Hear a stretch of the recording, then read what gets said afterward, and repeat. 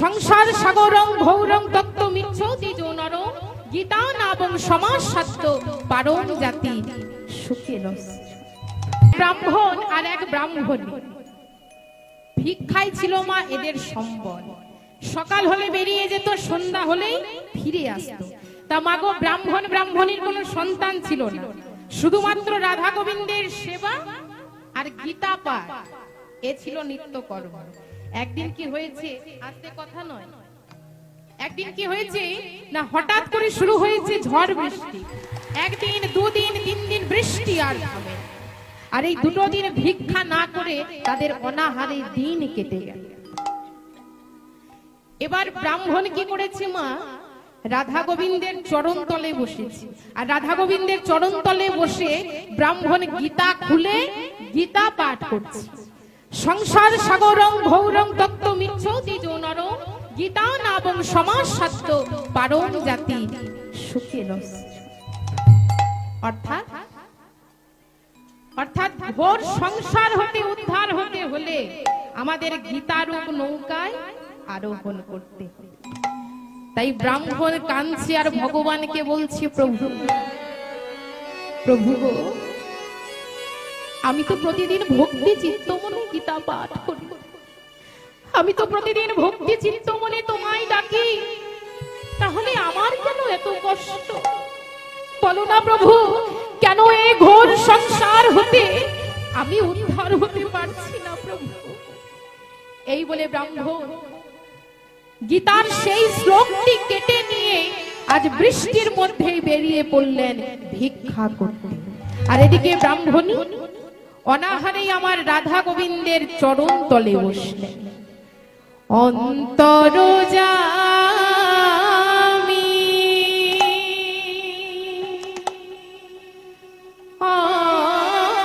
অন্তরে থাকো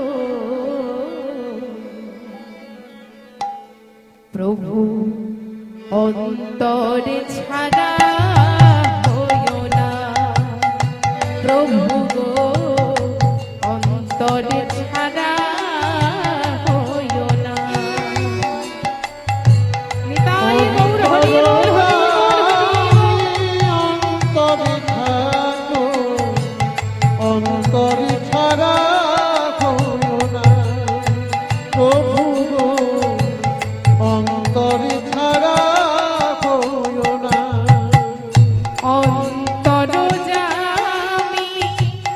অন্তরে থাকো, অন্তরে ছাড়া হইও না প্রভু গো, অন্তর ছাড়া হইও না। ও গো প্রভু গো, অন্তরে ছাড়া হইও না। তোমার সেবায় যেন দিলে যাই প্রভু, তোমার সেবা যেন দিলি যাই প্রভু। ওগো তোমার সেবায় যেন দিলে যাই প্রভু, তোমার সেবা যেন দিলি যাই প্রভু। আমি কোনদিন যেন ভুলি না অন্তরজামি অন্তরে থাকো, অন্তরে ছাড়া হইও না প্রভু গো, অন্তরে ছাড়া হইও না প্রভু গো, অন্তরে ছাড়া হইও না প্রভু গো, অন্তরে ছাড়া হইও না। নেই তো কিছুই কি দেব তোমায়, কি দিয়ে বুঝিব বলো চরণ তোমায়। নেই তো কিছু গো, কি দেব তোমায়, কি দিয়ে বুঝিব বলো চরণ তোমার। আমি ভক্তি চন্দন রেখেছি সাজিয়ে, ভক্তি চন্দন রেখেছি সাজিয়ে। ওগো করোনা নিরাশ করোনা, অন্তর জানি অন্তরে থাকো, অন্তরে ছাড়া হইও না প্রভু, অন্তরে ছাড়া হইও না প্রভু অন্তরে ছাড়া হইও না, প্রভু অন্তরে ছাড়া হইও না। ঠিক এমন সময় দুটি বালক খাদ্যদ্রব্য দুটি বোঝা মাথায় করে নিয়ে এসে ডাক দিচ্ছে মাগো ওই ব্রাহ্মণের কুটিরে। এসে বলছে, বাড়িতে কে আছো মা? ও মা, তাড়াতাড়ি করে বেরিয়ে এসো। এবার ব্রাহ্মণী বেরিয়ে এসে দেখে দ্বারে দাঁড়িয়ে আছে দুটি বালক। আস্তে কথা নয়, দ্বারে দাঁড়িয়ে আছে দুটি বালক। তাই ব্রাহ্মণী বলছে, হ্যাঁ রে, তোরা এত ছোট ছোট আর তোদের মাথায় এত ভারী ভারী বোঝা, কি আছে ওতে? আর বলো না মা, আমরা তো খেলা খেলছিলাম গো, দেখা হলো ব্রাহ্মণের সাথে। আমাদের বললো এই খাদ্যদ্রব্য বোঝা দুটি তোমার কাছে পৌঁছে দিতে। বলো তো মা, এত ভারী ভারী বোঝা আমরা কি বইতে পারি? নাও মা নাও, এবার এগুলো নামিয়ে নাও। বেশ, আচ্ছা বেশ, তোরা ভেতরে এসে একটু বিশ্রাম কর, আমি তোদের জন্য একটু ভোজনের ব্যবস্থা করি। ওমা ব্রাহ্মণী তাদের ভেতরে বসতে দিয়ে তাদের জন্য ভোজনের ব্যবস্থা করছে। আর এমন সময় ব্রাহ্মণ দাঁড়িয়ে এসে ডাক দিচ্ছে, ব্রাহ্মণী, ও ব্রাহ্মণী, তুমি দরজা বন্ধ করে কি করছো ব্রাহ্মণী? ব্রাহ্মণী বলছে, ওই যে তুমি যাদের পাঠিয়েছো তাদের ভোজনের ব্যবস্থা করছি। কি বললে তুমি? আমি পাঠিয়েছি ভোজনের ব্যবস্থা? এ তুমি কি বলছো ব্রাহ্মণ? এই বলে ব্রাহ্মণী ব্রাহ্মণকে কুটিরের ভেতরে নিয়ে এলো। ওমা, ব্রাহ্মণী ব্রাহ্মণকে কুটিরের ভেতরে নিয়ে এলো। আর এদিকে ভক্তের ভগবান কি করেছে দেখো। ভক্তের ভগবান কি করেছে? ভক্তের ভগবান কি করেছে মা? ব্রাহ্মণ গীতার যে শ্লোকটি কেটে নিয়েছিল সেই শ্লোক লিখে দিয়ে অন্তর্ধান হয়েছে। এবার যেই না ব্রাহ্মণী ব্রাহ্মণকে কুটিরের সামনে নিয়ে এসেছে, তাই এবার যেই না ব্রাহ্মণকে কুটিরের ভেতরে এনেছে মা, এসে দেখছে কি না শয্যা পাতা আছে। শয্যা পাতা আছে, বাতাসে বইছে চন্দনের গন্ধ, কিন্তু কুটিরের ভেতরে কেউ নেই। এবার ব্রাহ্মণ রাধা গোবিন্দের চরণ তলে বসে গীতা খুলতেই অবাক হয়ে বললেন, একি এই শ্লোক তো আমি কেটে দিয়েছিলাম, তাহলে এই শ্লোক লিখলো কে? তবে কি আমার রাধা মাধব এসেছে? প্রভু, তুমি এত কৃপাময় প্রভু, তুমি এত করুণাময় প্রভু, ভক্তের বোঝা তুমি আজ মাথায় করে বয়ে নিয়ে এসেছো। ওগো প্রভু, সত্যি প্রভু, তোমার গীতারূপ নৌকায় আরোহণ করে এই সংসার সমুদ্র পার হওয়া যায়। হে পুরুষোত্তম, তোমায় শত কোটি প্রণাম প্রভু।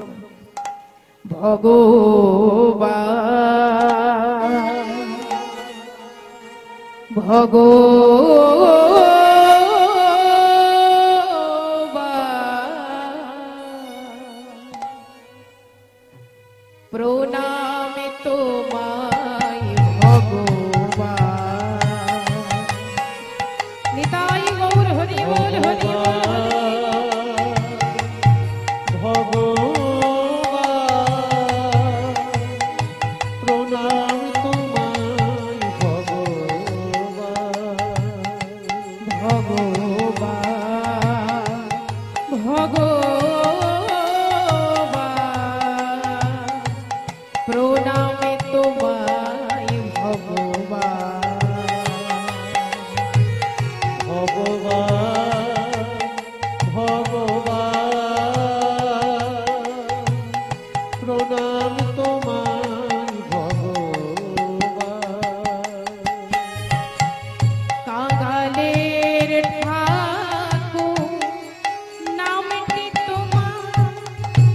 ওগো যারে কেহ না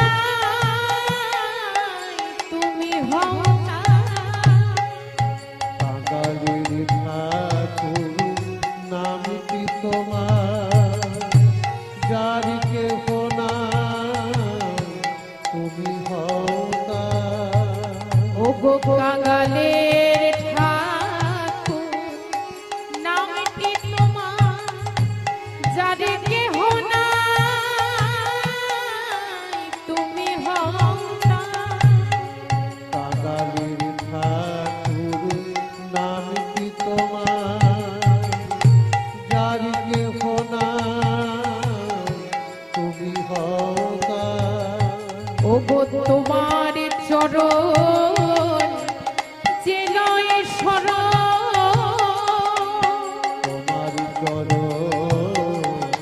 যে নয় শরণ প্রভু তুমি করো কে পাদার প্রণামে তোমায় ভগবান ভগবান ভগবান প্রণামে তোমায় ভগবান। নিতাই গৌর হরি বল হরি বল হরি বল। ভগবান প্রণাম তোমার ভগবান। তাই ভক্তের চোখের জল ভগবান কোনোদিন সহ্য করতে পারে না। আস্তে মা, ভগবান দুটো জিনিস পছন্দ করে না বাবা, এক হলো ভক্তের নয়নের জল, আরেক হলো অহংকার। কেউ যদি মনের মধ্যে অহংকার রেখে, দেখুন মায়েরা, কেউ যদি মনের মধ্যে অহংকার রেখে আমার ভগবানকে ডাকে, সেই ভক্তের ডাকে কি কোনোদিন ভগবান সাড়া দেয়? হরি বল। তোমার আছে কোথায়? ওমা গোবিন্দ কোথায় আছে? হ্যাঁ, চন্দ্রাবলীর কুঞ্জে। তা গোবিন্দ চন্দ্রাবলীর কুঞ্জে আছে। আস্তে মায়েরা, কথা নয়। ওমা চন্দ্রাবলীর কুঞ্জে গোবিন্দ আছে। যেই না চন্দ্রাবলী গোবিন্দের কোলে ওই মাথা রেখে ঘুমিয়েছে, নিশি প্রভাত হতেই চন্দ্রাবলী গোবিন্দের কোলে মাথা রেখে ঘুমিয়েছে। আর সেই সুযোগে গোবিন্দ কি করেছে? তার ওই সাধের মুরলি হাতে নিয়ে আজ গোবিন্দ ছলো ছলো নয়নে, আস্তে মা, কথা নয়, একটু আস্তে। গোবিন্দ ছলো ছলো নয়নে এসে দাঁড়িয়েছে রাধা রানীর কুঞ্জে। আর যেই না রাধা রানীর কুঞ্জে এসেছে, এসে ললিতাকে ডেকে বলছে, ললিতা, ও ললিতা। ললিতা রেগে গিয়ে বলছে, কে গো তুমি? তোমার সাহস তো কম নয়, আমার নাম ধরে ডাকছো, কে তুমি?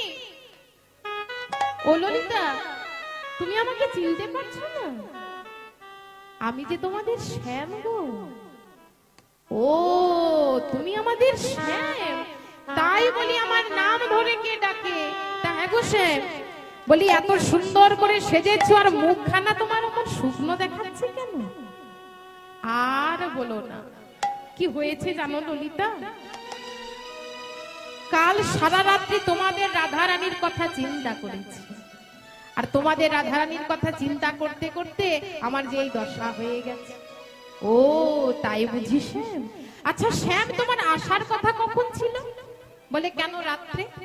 আর তুমি এলে কখন শ্যাম? সকালে। তোমায় হেরে শ্যাম অঙ্গ জলে কেন হে জানাতে তোমায় গৌর হরি বল হরি বল। কেন হে জানাতে তোমায় হেরে শ্যাম অঙ্গ জলে কেন হে জানাতে তোমায় হেরে শ্যামে অঙ্গ জলে কেন হে জানাতে ছিছি বধূ লাজে লাগে না বাসি ফুলে কি মধু মেনে চিঠি বধু লাগে লাগে না বাসি ফুলে কি মধু মেনে ছিছি বধূ লাজ লাগে না বাসি ফুলে কি মধু মেনে চিঠি বধু লাগে লাগে না বাসি ফুলে কি মধু মেনে কত নিশিতে কোন কুঞ্জেতে কোন ফুলেতে মজে ছিলে সখ্য ভাবে ভাবে রাখিতে প্রভাতে আসি দেখা দিলে কত নিশিতে কোন কুঞ্জেতে কোন ফুলেতে মজে ছিলে সূক্ষ্ম ভাবে ভাবে রাখিতে প্রভাতে আছি দেখা দিবে। তুমি ফিরে যাও হে রসময়, তোমার হয়ে গেছে অসময়। ফিরে যাও হে রসময়, হয়ে গেছে অসময়। তুমি ফিরে যাও হে রসময়, তোমার হয়ে গেছে অসময়। ফিরে যাও হে রসময়, হয়ে গেছে অসময়। বলি খোদার সময় বয়ে গেলে ভালো লাগে কি সুধা দিলে। তোমায় হেরে শ্যামে অঙ্গ জলে, তোমায় হেরে শ্যাম অঙ্গ জলে। বেশ বেশ ও শ্যাম, বলি এসেই যখন করেছো ভালোই করেছো। শুনেছি প্রভাত কালে গোবিন্দ বদন দর্শন করলে দিনটা নাকি খুব ভালো যায়। তা হ্যাঁ গো শ্যাম, বলি এত সুন্দর করে তো সেজেছো, কিন্তু মুখখানা শুকনো কেন? গোবিন্দ বলছে, বললাম না ললিতা যে কালকে সারা রাত্রি তোমাদের রাধারানীর কথা চিন্তা করেছি, আর তোমাদের রাধারানীর কথা চিন্তা করতে করতে আমার এই দশা হয়ে গেছে। ও তাই বুঝি শ্যাম? আচ্ছা বেশ বেশ, তা না হয় মেনে নিলাম, কিন্তু এবার বলো তো শ্যাম, তোমার কপালে ওটা কিসের দাগ? হরি বল। ওমা চন্দ্রা বলে সিঁদুরের দাগ লাগিয়ে দিয়েছে, আর সেই সিঁদুরের দাগ দেখতে পেয়েছে ললিতা। বলছি ও শ্যাম, তোমার কপালে সিঁদুরের দাগ কোথা থেকে এলো? সিন্দুর কাহে অলকা পুরি চন্দন কাহা গেল। সিন্দুর কাহে অলকা পুরি চন্দন কাহা গেল। সিন্দুর কাহে অলকা পুরি চন্দন কাহা গেল। সিন্দুর কাহে অলকা পুরি চন্দন কাহা গেল। গিরি গোবর্ধনে গৌরী কোষে প্রসাদী সিন্দুর লেখো। নিতাই গৌর হরি বল হরি বল। গিরি গোবর্ধনে গৌরী কোষে প্রসাদী সিন্দুর লেখো। গিরি গোবর্ধনে গৌরী কোষে প্রসাদী সিন্দুর লেখো। ললিতা, সিন্দুরের দাগ কোথায় লেগেছে জানো? আজ তো আমি গিরি গোবর্ধনে গিয়েছিলাম গৌরী পূজা করতে, আর সেই প্রসাদী সিন্দুর মনে হয় ওরা আমার কপালে লাগিয়ে দিয়েছে। ও ও তাই বুঝিস? আচ্ছা তুমি যা বলছো তা ভেবে বলছো তো? গোবিন্দ বলছে, হ্যাঁ ললিতা, আমি তোমাকে যা বলছি তা ভেবেই বলছি। আচ্ছা বলো তো শ্যাম, তুমি তো পরিধান করো পীতাম্বর। মায়েরা এদিকে মন দেবে। গোবিন্দকে ললিতা বলছে, তুমি তো পরিধান করো পীতাম্বর, কিন্তু আজকার শাড়ি পরে এসেছো। হরি বল হরি বল। গোবিন্দ বলছে, শাড়িটার কথা বলছো? হ্যাঁ হ্যাঁ, শাড়িটার কথা বলছি। ও বলি কাল রাত্রে তো দাদা বলরামের সাথে শয়নে ছিলাম।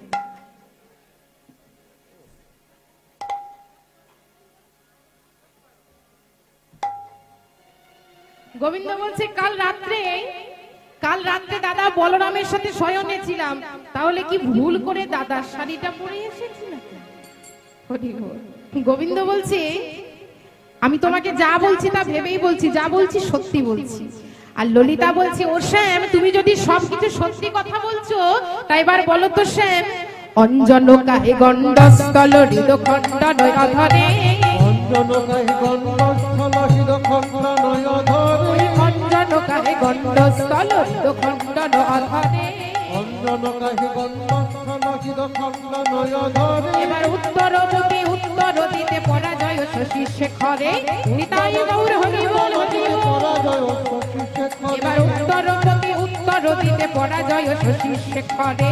উত্তরপতি উত্তর দিতে পরাজয় শশী শেখরে।